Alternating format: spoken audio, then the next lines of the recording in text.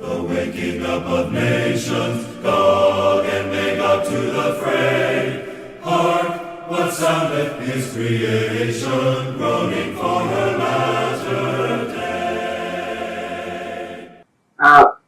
What will happen to the rest of the mountain after the stone has been cut out? And what does the term cut out mean? The term cut out simply means it's another way of saying the church will be purified. Okay? The church will be purified. For example, if you turn to the book of Leviticus, chapter 27 there, Leviticus chapter 27, I hope I'm correct. It says, not 27, what's that? Verse 13? No. Leviticus chapter, let's see, 23. Yes, chapter 23, yes. It says there, in concerning the Day of Atonement, it says also, verse 27, chapter 23 and verse 27, also, on the 10th day of the 7th month, there shall be a day of atonement. It shall be an holy convocation unto you, and ye shall afflict your souls and offer an offering made by fire unto the Lord. And ye shall do no work in that same day, for it is a day of atonement, to make an atonement for you before the Lord your God. For whatsoever soul it be that shall not be afflicted in that same day, he shall be cut off from among his people. So the cutting out of the mountain is a day of atonement experience for God's people. It's a day of judgment. It's a day of purification, just like in the time of ancient Israel. It will be literally people who will die. This is talking about a purification. This is talking about dead people. This is God's judgment. This is God's justice we are dealing with here. Right? Those who are trampling upon his law, those who profess to keep his law, but are trampling upon it. This is brought to view in Ezekiel chapter 9, in which it tells you there that 6 men or 5 men with slaughtering weapons, or 6 men really, or 6 angels with slaughtering weapons, were commanded by Christ to visit his people in judgment for committing the abominations which were specified in Ezekiel chapter 8.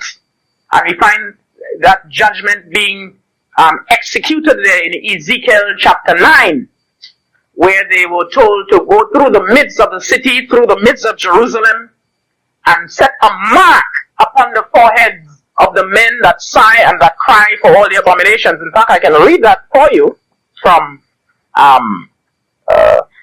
Testimonies to Ministers, page 445. Hear what it says here. Those that overcome the world, the flesh, and the devil will be the favored ones who shall receive the seal of the living God. Those whose hands are not clean, whose hearts are not pure, will not have the seal of the living God. Those who are planning sin and acting it will be passed by.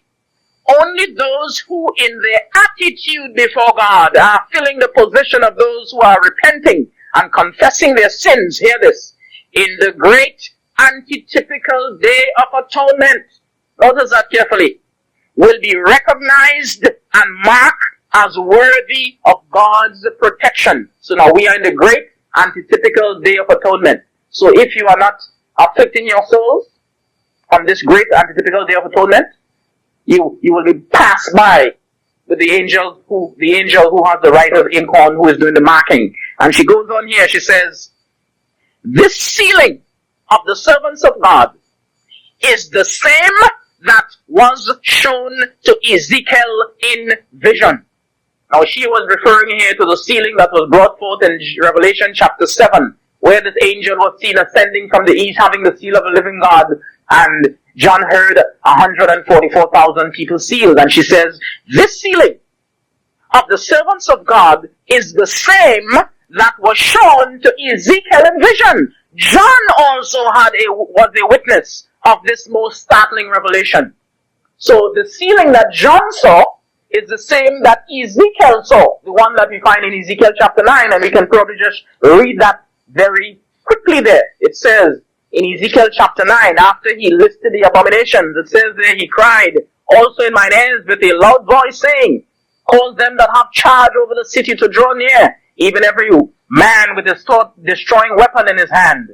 And behold, 6 men came from the way of the higher gate, which lieth toward the north, and every man a slaughter weapon in his hand. And one man among them was clothed with linen, which with a writer's inkhorn by his side. And they went in and stood beside the brazen altar. And the glory of the God of Israel was gone up from the cherub, whereupon he was, to the threshold of the house. And he called to the man clothed with linen, which had the writer's inkhorn by his side. So bear in mind that this man with the writer's inkhorn by his side, who is doing the marking, this is the same angel that John in Revelation chapter 7 is now seeing coming from the east with the seal of the living God to seal the 144,000. And this is why she says the vision that Ezekiel saw is the same that John saw. So both John and Ezekiel saw the sealing of the 144,000. See? And notice carefully that these people are being sealed and marked in God's church in the house, in his house. It says, and the Lord said unto him, go through the midst of the city, through the midst of Jerusalem, and set a mark upon the foreheads of the men that sigh and that cry for all the abominations that be done in the midst thereof. And to the others he said in mine hearing, go ye after him through the city and smite. Let not your eyes spare, neither have ye pity. Slay utterly old and young. And this is what the cutting out means. To slay utterly old and young. In the time of ancient Israel, they used to just drop dead. An angel of death used to pass by and slay them. How that was done, I don't know. At the time of the Garden of Eden, there was a flaming sword that God gave to the angels to protect the garden from Adam and Eve entering. So whether it was a flaming sword that cut the people down in the time of ancient Israel when they did not afflict their souls, I don't know. Whether God chose for every one of them to have a massive heart attack at the same time, I don't know. But however, it was the work of angels who accomplished that work. And we see here, verse 5 says, and to the others he said in mine hearing, go ye after him through the city and smite, not let your eyes spare, neither have ye pity. Slay utterly old and young, both maids and little children and women, and come not near any man upon whom is the mark, and begin at my sanctuary. So now the beginning of this judgment is at a sanctuary, because this is what 1 Peter chapter 4 and verse 17 says. Judgment begins at the house of God. It only begins there, but it ends in the world. So while we find in Ezekiel chapter 9, we see 6 angels. When judgment is falling upon the world, we see 7, showing you it's complete. The number 6 represents incompleteness. See, God created the world in 6 days, and he rested on the 7th day. You see?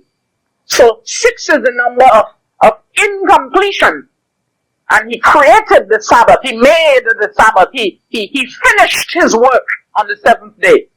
So the same thing here. Judgment will begin with 6 angels in God's church, but it will be finished with 7 angels pouring out 7 last plagues in the world.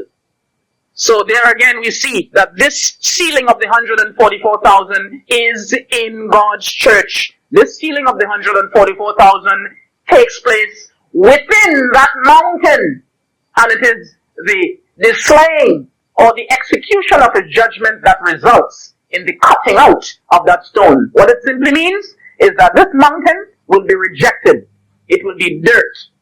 The wind will carry them away, as it were, and the stone will remain strong, and God will use that stone as his battle axe and weapon of war, as he says in Jeremiah chapter 51 and verse 20. Next question, please.